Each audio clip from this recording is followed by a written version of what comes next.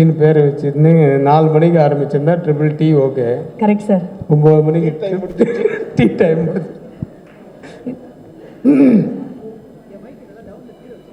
ரொம்ப சந்தோஷமான ஒரு விழா. அநேகமாக அடுத்த படத்தினுடைய சக்ஸஸ் மீட்டில் வந்து இந்த ஸ்டேஜ் இந்த ஹோட்டல்லாம் பத்தாது, பெரிய கிரவுண்டில் தான் வைக்கணும். ஏன்னா இப்போவே பாதி தமிழ் இண்டஸ்ட்ரியாக வளைச்சி போட்டார் நம்ம கண்ணன் ரவி சார்.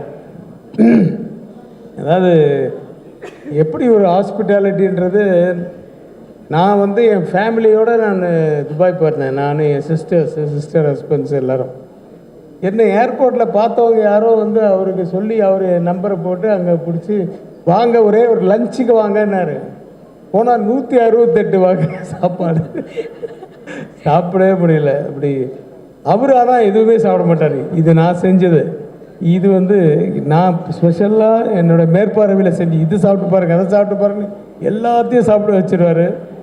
அப்படி ஒரு என்ன நம்ம தமிழர் உலகத்துக்கு சொல்லுவாங்கள்ல இந்த விருந்தோம்பல், இந்த விருந்தோம்பலில் அண்ணனை அடிச்சுக்கிறதுக்கு ஆள் கிடையாது. அண்ணனை நம்ம ஜீவா படத்துக்கு வாழ்த்த வந்த அனைவருக்கும் என் குடும்பத்தின் சார்பாக நன்றி நன்றி நன்றி. சீமான் உட்பட எல்லாரும் வந்திருக்கீங்க, ரொம்ப சந்தோஷமாக இருக்குது. ஜீவா ஒய்ஃப் வந்து ஜீவாவோட பையனை இன்ட்ரடியூஸ் பண்ணும்போது பையன் தான் எனக்கு ஷாக்கு. இப்படி பார்க்குறேன் நான், அந்த அளவுக்கு ஹைட்டு. அவங்க உடனே சொல்கிறாங்க, ஏய் உன்னை குழந்தையிலேருந்து தெரியும். நான் சொன்னேன் உங்கள் அப்பாவையே குழந்தையிலேருந்து தெரியல. ஏன்னா என்னோட 2வது படத்தில் வந்து ஜீவா வந்து கிருஷ்ணர் வேஷம் போட்டு சரத்குமார் சார் மேலே யானை படுற மாதிரி ஷார்ட்டில் நடிச்சிருப்பாப்புல. அப்புறம் தெரியும். ஸோ எங்கள் குடும்பத்து பையன் நான் சொன்னது காரணம் அதுதான். அவனுக்கு கொஞ்ச நாட்கள் வந்து வெற்றிகள் அமையாமல் இருந்தது. இப்போ தான் ஆரம்பிச்சிருக்கு செகண்ட் ரவுண்டு. இந்த ரவுண்டில் ஒரு பெரிய கலை கட்டினோன்னு உங்களுடைய வாழ்த்துக்களோடு நான் அவரை வாழ்த்துறேன். மிகப்பெரிய வெற்றி அடையணும். நான் இந்த படம் வந்து ப்ரீமியர் கூப்பிட்டுருந்தாங்க, போயிருந்தேன், பார்த்தேன். நானும் என் ஒய்ஃபு போயிருந்தோம். நான் முதல்ல எதிர்பார்க்காம ஏதோ ஒரு படம் சரி ஓகே நம்ம ஒருத்தர் கூப்பிட்றாங்க சரி மரியாதை கொடுத்துட்டு போகணுன்ட்டு போய் பார்த்தா எனக்கு வந்து படம் ஆரம்பிச்சது தெரியல, இன்ட்ரோவில் வந்தது தெரியல, முடிஞ்சது தெரியல, அப்படி போயிடுச்சு. 1 hour 55 minutes ஒன்று தான், 2 hours தான் படமே. பட் வந்து கான்செப்ட் வந்து ரொம்ப டிஃப்ரெண்ட்டான கான்செப்ட். இப்போ தான் நம்ம செல்வமணி சார்கிட்ட சொல்லிகிட்டு இருந்தேன்.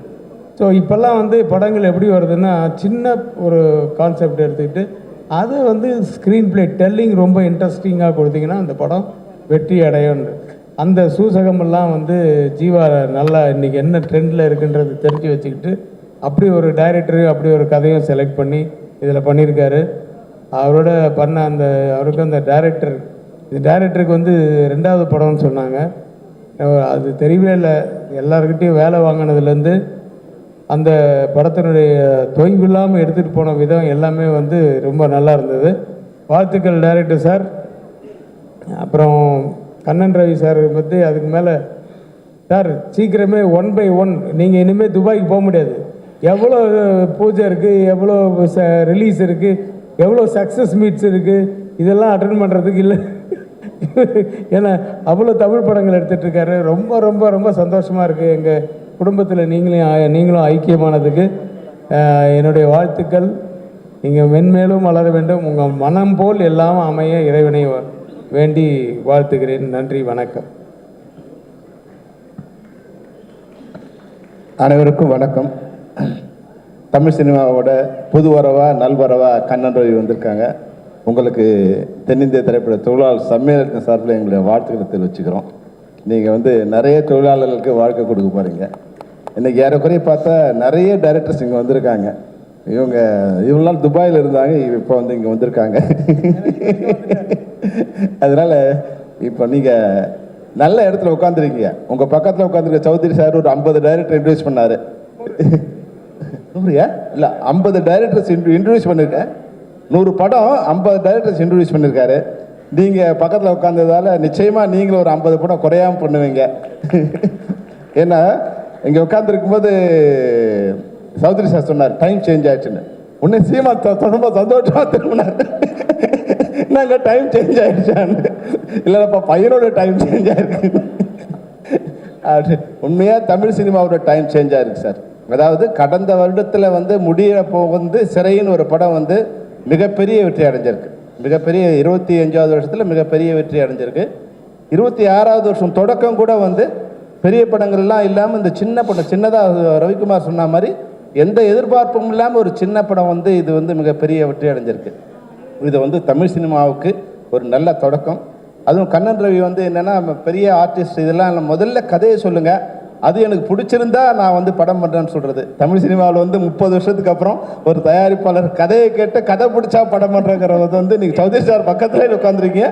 நிச்சயமாக இது ஒரு நல்ல விஷயம். ஏன்னா கண்டென்ட் தான் இன்றைக்கி வந்து சினிமாவை வந்து சரியான பாதை கொண்டு செல்லக்கூடிய விஷயம். வந்து ஆடியன்ஸ் வந்து நிறைய புளிச்சு போயிடுச்சு அவங்களுக்கு வந்து ஸ்லோ மோஷனில், ஹை ஸ்பீடில், லோங்கில், ஐயங்களில் பார்த்து ஒரு சொன்ன மாதிரி டைரக்டர் ரவிக்குமார் சொன்ன மாதிரி ஒரு சின்ன கண்டென்ட் எடுத்துருக்கு. நான் கூட இந்த படம் பார்க்கும்போது இவ்வளோ இது எப்படி வருது கதையாக நீங்கள் ஒத்துக்கிட்டீங்கன்னு தெரியல. முதல்ல இது ஒத்துக்கிட்டதுக்கே ஒரு பெரிய விஷயம். ஆனால் அந்த கதையை நிஷாந்த் நீங்கள் வந்து really you done great job.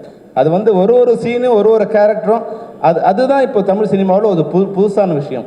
ஜீவாவுக்கு ஒரு ஹீரோயினே இல்லாமல் வந்து ஒரு கதையை கொண்டு போயிட்டு அழகாக வந்து, ஏன்னா வழக்கமாக வந்து ஒரு ஜீவா வந்து ஒரு ஹீரோயின் சாங்கு டூயட் அப்படிலாம் இல்லாமல் ஒரு புதுசான வந்து ஒரு மாற்றி யோசித்து அந்த கதையை ஒரு சின்ன கதையை ரொம்ப அழகாக பண்ணியிருக்கீங்க. உங்களால் வந்து ஒரு 50 டைரக்டர் வர போகிறாங்க சினிமாவுக்கு. அது வந்து ஏன்னா நீங்கள் கண்ணன் ரவிக்கு வந்து ஏற்கனவே அது குரங்கு அது கல்லுவரை குடிச்சிருச்சு பண்ண, அது ஏற்கனவே வந்து அண்ணே சார் 10 படம் பண்ணணும் 20 படம் பண்ணணும்னு சொல்லிட்டே இருப்பார். இனிமேல் யார் நினச்சாலும் ஆண்டவனே நினச்சாலும் கண்ணன் ரவி 50 படம் இருக்கிறது யாரும் நிறுத்த முடியாது. அது தமிழ் சினிமாவுக்கு எங்களுக்கு ஒரு நல்ல விஷயம். நிச்சயமாக தமிழ் சினிமா ஒரு நல்ல விஷயத்தை நோக்கி போயிட்டுருக்கு. இந்த நேரத்தில் வந்து தமிழ் சினிமாவில் வந்து எல்லாருமே வந்து என்னென்னா, இப்போது நாங்கள் வந்து பணம் சொல்லுவோம், கதை சொல்லும்போது சௌத்ரி சாரோ இல்லை இப்ராஹிம் ராவத்தரோ இல்லை வந்து யாரோ தமிழ் ப்ரொடியூசர் போய் தமிழில் கதை சொல்லிட்டு இருந்தோம். ஆனால் இன்றைக்கி நிலைமை எப்படி இருக்குன்னா, நாங்கள் போயிட்டு ஒருத்தர்கிட்ட கதையை சொல்லி பிச் டாக் பண்ணு அது இங்கிலீஷ் சொல்லி சார் அப்போ வந்து எங்களுக்கு தெரியாத ஒரு லாங்குவேஜில் வந்து கதையை சொல்கிற மாதிரி ஒரு அவலமான சூழ்நிலை வந்து தமிழ் சினிமாவில் இருக்குது. அது மாதிரி தமிழ் சினிமாவோட தமிழ்நாட்டில் படம் எடுக்கிற ப்ரொடியூசருக்கு தான் தமிழ் சினிமா நல்லா வரும். அதுதான் இப்போ நாங்கள் கற்றுக்கிட்டு இருக்கோம். இப்போ மறுபடியும் போயிட்டு நாங்கள் அமெரிக்காவுக்கு போயிட்டு அமெரிக்கா அமெரிக்கா ஆடியோ வரலப்பா.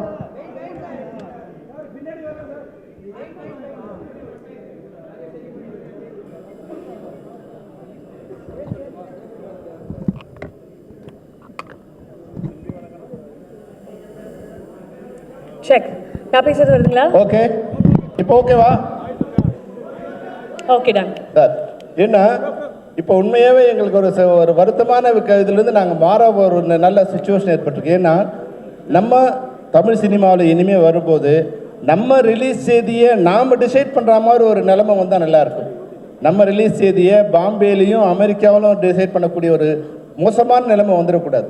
நீங்கள் இப்போ உங்களோட பட்ஜெட்டில் திரையரங்கம், ஓடிடி, சேட்டலைட்டு, எஃப்எம்எஸ்னு இல்லாததெல்லாம் கற்பனை பண்ணி 100 ரூபாய்க்கு எடுக்க வேண்டிய படத்தை 400-500 ரூபாய்க்கு எடுத்து அவங்களாம் நம்ம படத்தை வாங்கினப்பறம் ரிலீஸ் பண்ண நினச்சா இப்போ ஒரு 300-400 படம் படம் ரெடியாகி நிற்குது. தயவுசெய்து திரையரங்கங்கள் நல்லா இருந்தால் தமிழ் சினிமா நல்லாயிருக்கும். திரையரங்கத்தில் என்ன வசூல் வருமோ அந்த வசூலுக்கு நீங்கள் படம் எடுங்க.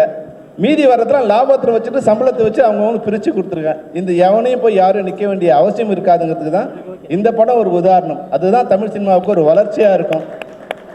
அதை எடுத்திங்கன்னா நல்ல கண்டென்ட் வரும். இப்போ போய் நான் போய் 16 வயசில் கதையை எப்படி சொல்கிறது? இந்த கதையை இந்த கதையை ட்ரிபிள் டி கதையை போய் ஒருத்தர் சொல்கிறதுக்கு வந்து வேற ஒருத்தரோட போய் சொன்னால் நிச்சயமாக அவரால் பிடிச்சிக்க முடியாது. சிறை மாதிரி படங்களோட கதையை யார்கிட்டையும் சொல்லி அதை விளங்க வைக்கவும் முடியாது. அப்போது தமிழ் கலாச்சாரத்தை, தமிழ் மொழியை நல்லா தெரிஞ்ச தயாரிப்பாளர் இருந்தால் மட்டும்தான் தமிழ் சினிமா நல்லா வளரும். அதர் லாங்குவேஜ் இங்கே வரக்கூடாதுன்னு நான் சொல்லலை. ஆனால் நம்மளுடைய கலாச்சாரத்தையும் மொழியும் தெரிஞ்சுக்கிற மாதிரியான தயாரிப்பாளர் வரணும். அந்த வகையில் ஒரு நல்ல வரவாக கண்ணன் ரவி வந்திருக்காரு. அவருடைய குணமும் அவருடைய பண்புக்கும் அவருடைய நட்புக்கும் நம்முடைய தமிழ் சினிமா அவருக்கு எப்பவும் கை கொடுக்கும். வாழ்க வாழ்க கண்ணன் ரவி, நிஷாந்த், தீபக் எல்லாருக்கும் என்னுடைய வாழ்த்துக்களை தெரிவித்து விடைபெறுகிறோம். நன்றி, வணக்கம். ரொம்ப ரொம்ப நன்றி சார். Thank you so much. 2 பேருக்கும் மனமார்ந்த நன்றிகள் சார். ஒரு டீ குடிச்சிட்டு போங்க சார்.